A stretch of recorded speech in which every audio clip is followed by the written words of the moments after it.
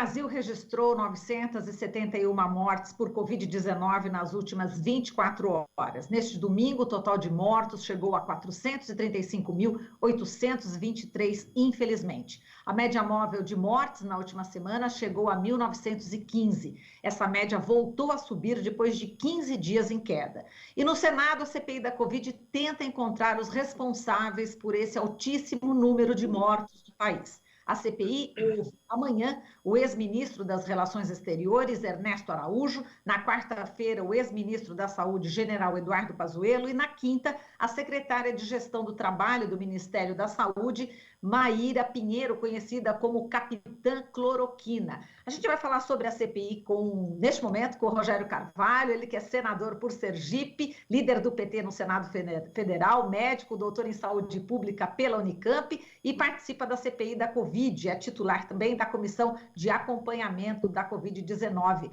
Olá, Rogério, bom dia. Bom dia, Marilu, satisfação estar com vocês. Igualmente. Senador, vamos falar aqui inicialmente, infelizmente, de um assunto bastante triste. Eu quero repercutir contigo a morte ontem do prefeito de São Paulo, Bruno Covas, do PSDB, que morreu aos 41 anos de idade, vítima de câncer. Em respeito ao político, ao ser humano que dirigia aí a maior metrópole do país, quais seriam as suas palavras em relação a essa morte, senador? Bom, primeiro, eu confesso que eu comecei a ter conhecimento do Covas, do Bruno Covas, ao longo da pandemia. E confesso que criei uma admiração por ele, um respeito pela forma como ele se conduziu. Ele teve uma postura bastante coerente na condução da pandemia. Me pareceu, ao longo de todo este processo, pareceu ter muito compromisso, muita responsabilidade, muito empenho nessa questão do combate à pandemia. Então, essa é a visão que eu tenho dele e sinto, a gente perdeu uma vida tão jovem, um político promissor, que todos nós, na política, podemos cometer erros, acertos, mas o tempo e a experiência vai nos fazendo melhor. Então, ele se mostrou para mim, do fundo do meu coração, se a gente pode dizer essa expressão, ou seja, lá causava em mim uma sensação muito positiva pela forma como ele se conduzia. E acho que ele tinha uma vida promissora, uma carreira promissora, e poderia contribuir muito para o país que vive no obscurantismo neste momento, né? Uma pessoa que não era obscurantista, que não estava fora do tempo que vivia, e isso hoje já é muito quando a gente olha para a política. Então, eu sinto muito como a maioria dos brasileiros sentem a morte de uma liderança tão jovem que a gente perde. Tá certo. Agora, senador, antes da gente falar também sobre a expectativa da tomada de depoimentos desta semana aí na CPI, que promete ser quente, né? A gente vai fazer agora um balanço da semana passada. A gente teve os depoimentos do diretor-presidente da Anvisa, Antônio Barra Torres, do ex-secretário de Comunicação da Presidência, o Fábio Weingarten, do gerente-geral da Pfizer para a América Latina, o Carlos Murilo. Inclusive, eu destaco o momento em que o ex-secretário de Comunicação da Presidência, né, o Fábio Weingarten, afirmou que não esteve envolvido em uma campanha, né, com o mote "O Brasil não pode parar", e nesse momento ele disse que estava afastado, isolado, né, porque estava com Covid, mas você apresentou um trecho de uma live ali na hora, né, exibida ali no período na qual ele confirmava que estava trabalhando pela SECOM durante o isolamento, né? Então, com esses depoimentos, já é possível identificar aí possíveis crimes de responsabilidade por parte do governo federal na condução do enfrentamento ou não enfrentamento à pandemia, senador? Olha, Marilu, eu diria que nós já temos elementos mais do que suficientes para sustentar o crime de responsabilidade do governo e de vários dos seus assessores. Porque não foi só deixar a população largada à própria sorte para adquirir naturalmente a imunidade. O que significa isso? Deixa as pessoas se contaminarem e as pessoas adquirem a doença. Como disse o próprio Bolsonaro, os mais fortes sobrevivem, os mais fracos morrem. É assim mesmo, é a vida, 70% vai ter. Então, essa tese dele, ela está mais do que comprovada. O Fábio Van Garten, ele tentou fugir e proteger o presidente e se proteger de que ele não fez comunicação nesta linha de deixar e de largar as pessoas à própria sorte. E dizendo que não participava da elaboração das campanhas. Mais do que mostrar que ele estava trabalhando durante a pandemia, aquele vídeo teve como função mostrar que ele dirigia todas as campanhas e que ele controlava todas as campanhas veiculadas pelo governo e que, portanto, ele também é corresponsável pelos crimes cometidos contra a saúde pública de todo o povo brasileiro. Então, aquela CPI, apesar deles terem, do Fábio Van Garten ter rompido com eles e depois ter sido acomodado, isso é uma questão que a gente ainda pode saber o que foi que aconteceu e o que foi que aconteceu depois para ele voltar, mas ele não conseguiu suportar 10 horas de inquirição, 10 horas de tensão ali, ele acabou liberando e se entregando e piorando a situação do governo diante da opinião pública brasileira. E o executivo da Pfizer também oferecido aí, né, 5 vezes a vacina Pfizer, o governo ter recusado essas 5 propostas, também é grave, né, senador? É muito grave. E é muito grave outros fatos, como, por exemplo, alguém que não faz parte do governo participar da negociação da compra de vacinas. O secretário de uma pasta que, em tese, cuida da comunicação, ser o responsável pela intermediação da compra de vacinas junto com o filho do presidente. Tem muitas coisas esquisitas e fora da ordem nesta condução da compra de vacinas. Agora, os relatos que nós vamos ver esta semana vai provar que o presidente não tinha a menor intenção de adquirir vacina, de que não fosse de origem americana ou de empresas americanas, de sociedades ditas capitalistas, ultraliberais, certo? E isso está comprovado agora, a gente já viu que eles não querem comprar a vacina da Bharat-BioNTech, não querem comprar, que faz parte do consórcio Covaxin, não quis comprar a Sputnik, ele está fazendo obstrução por uma questão ideológica. O Ernesto Araújo, ele tem relatos, falas, onde ele coloca isso com muita claridade. E outra coisa, que é pior, eles queriam comprar um quantitativo muito pequeno de vacinas desses países aliados. Então, não interessava para eles a compra de vacinas, né? Tanto é que foi preciso o Lewandowski obrigar o governo a apresentar um plano nacional de imunização, e foi aí que o governo se obrigou a emitir editar uma medida provisória, liberando um crédito extraordinário de 20 bilhões para a compra de vacinas. Então, nós estamos, de fato, largados, todos os brasileiros e brasileiras foram largados à própria sorte. Se for forte, sobrevive. Se for fraco, a pandemia leva. E, senador, falando em Lewandowski, né, o ministro Ricardo Lewandowski, do Supremo Tribunal Federal, concedeu ao ex-ministro da Saúde, Eduardo Pazuello, o direito de ficar em silêncio durante o depoimento à comissão, sempre que ele entender que as perguntas podem levá-lo aí ao risco de produzir a prova contra si próprio, né? A secretária de Gestão do Trabalho do Ministério da Saúde, Maíra Pinheiro, que também está marcada para essa semana, ela é conhecida como Capitã Cloroquina, também está pleiteando esse mesmo direito. Ficar em silêncio, como é que afeta os trabalhos da CPI? Qual que é o impacto e qual que será a estratégia aí dos senadores? Olha, Marilu, é risível essa tentativa, porque os fatos falam por si, né? Os fatos de uma personalidade, de um agente público, diz qual o seu compromisso, qual o seu comportamento e qual a sua responsabilidade.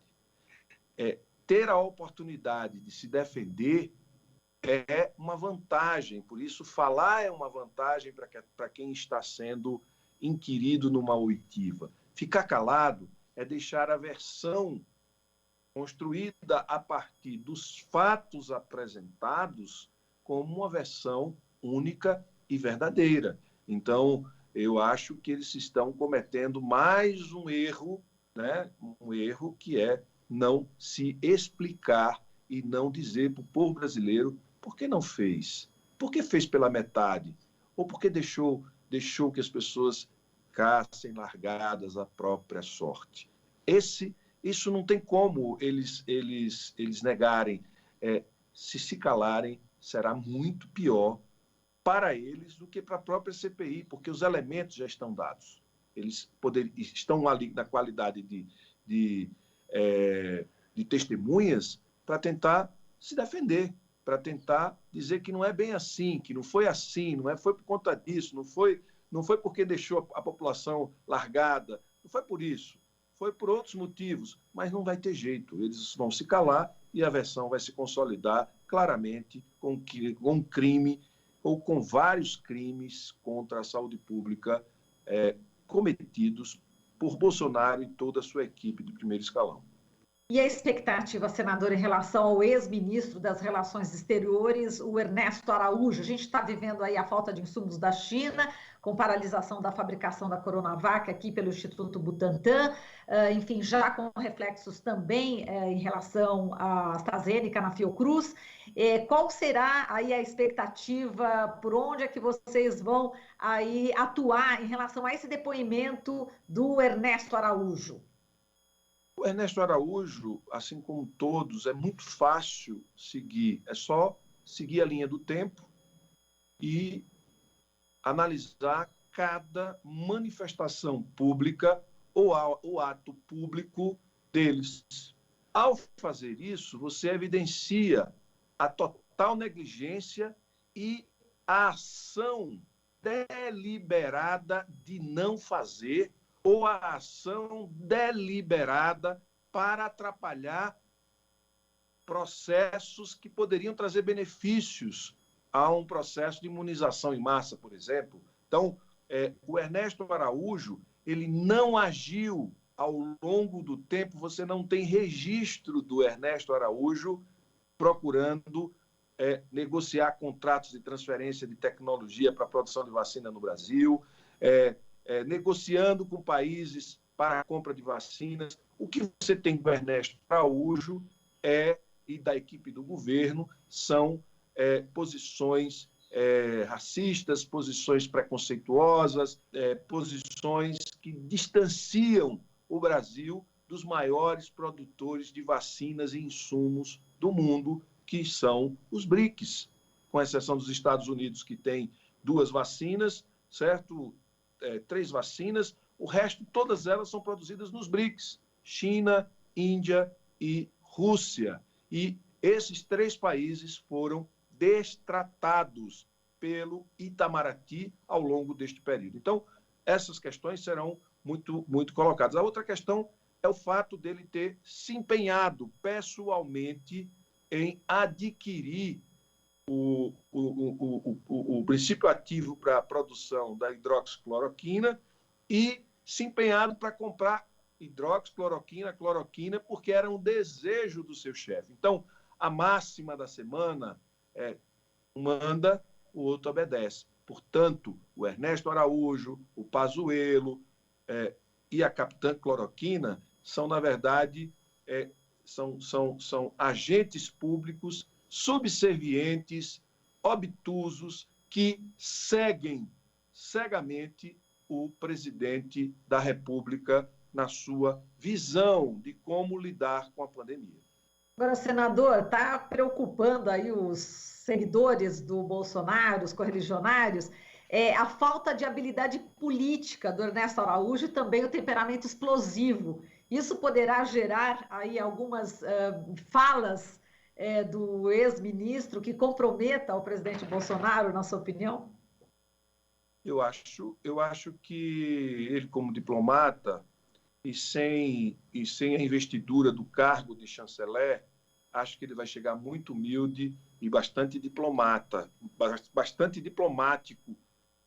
nesta CPI, porque ele sabe que ele não pode fazer o que ele fez em outros momentos como chanceler, certo? Que foi à Câmara, que foi ao Senado, e passou uma arrogância, uma prepotência de quem tinha a segurança de ter por trás o aparato estatal para lhe proteger. Neste momento, ele é um funcionário de carreira do Itamaraty que não tem nenhum aparato estatal a não ser as regras do Estado Democrático de Direito para lhe assegurar alguma proteção. E agora, se ele for agressivo com os parlamentares, como ele já foi em outras ocasiões, se ele for desrespeitoso, se ele mentir, se ele afrontar, eu tenho a impressão de que este pode ser o primeiro a ser chamado a se retirar de forma bastante constrangedora, né? Como, por exemplo, sair preso da CPI por desacato, por desrespeito, por todos os elementos que justificam, todo o desrespeito que justifica a saída de uma pessoa, porque além de não querer falar, vai querer confrontar, vai querer desmerecer quem ali está sentado fazendo a inquirição dele. Então, ele pode, né, se ele seguir o que ele fez enquanto ministro das Relações Exteriores, se ele repetir, ele não vai se dar bem. Eu creio que ele será diplomático, certo? Porque ele foi formado para isso. Eu creio que ele vai chegar lá muito manso, porque ele não tem mais Bolsonaro e o cargo de chanceler para proteger. Exato. Agora já estamos no finalzinho já do nosso tempo, senador. Eu li na coluna, né, do Jamil Chad, aqui do UOL, onde ele revelou na semana passada que o Brasil não fechou o acordo do spray nasal em Israel e tem dados de sigilo até 2036. Certamente essa deve ser uma questão que deve ser levantada com o Ernesto Araújo.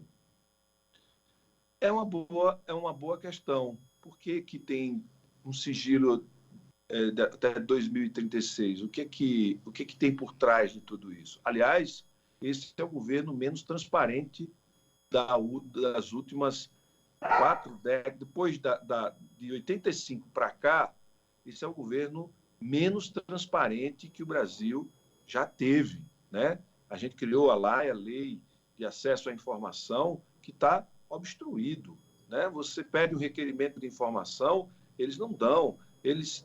O governo, na verdade, tem colocado documentos com 100 anos de preservação de sigilo. O que esse governo está escondendo? Qual é o medo desse governo?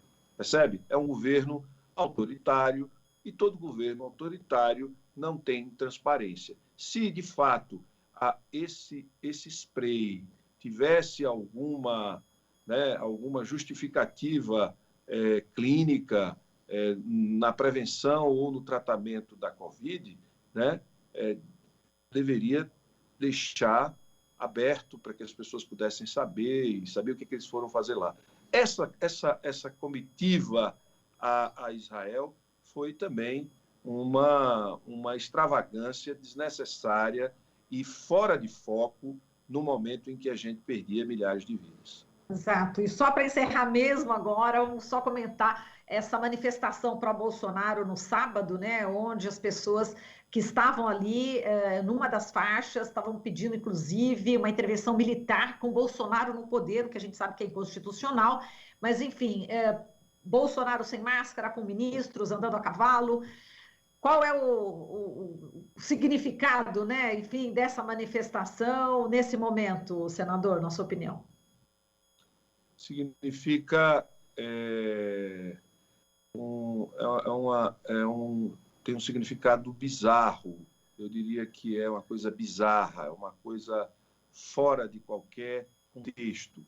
É a demonstração de uma força econômica e de um segmento que tem muita força no Congresso, que são os produtores rurais, uma parte dos produtores rurais, que acham que o país tem os senhores que mandam e o povo que obedece. É parte de uma cultura escravagista, de subjugação de parte dos ricos em relação aos pobres, de um setor sobre outro, que é a cara do Bolsonaro. O Bolsonaro tem essa cara de se adversário elimina, se é bandido mata, ou seja, é essa cara que não representa uma democracia nem uma sociedade civilizada. Aquilo não vai prosperar. O Brasil tem mais maturidade, tem institucionalidade e hoje não há espaço, felizmente, não há apoio internacional para aventuras golpistas que desrespeitem a nossa Constituição e a normalidade democrática no Brasil. Mas é lamentável, é uma cena absolutamente lamentável e, eu diria, bizarra, descontextualizada, que depõe contra a imagem do Brasil fora do Brasil, que nos fazem démodé. Você lembra desse termo, démodé? Certo? Démodé, completamente fora de moda, fora da ordem. É uma coisa ridícula. Tá certo, senador. A gente agradece aqui a sua participação e esperamos contar com você em outras oportunidades. Um forte abraço. Um abraço, Marilu. Até mais. Falamos aqui com Rogério Carvalho, senador por Sergipe, líder do PT no Senado Federal, médico, doutor em saúde pública pela Unicamp, ele que participa da CPI da Covid-19. Você está ouvindo Jornal Brasil Atual. As notícias que os outros não dão.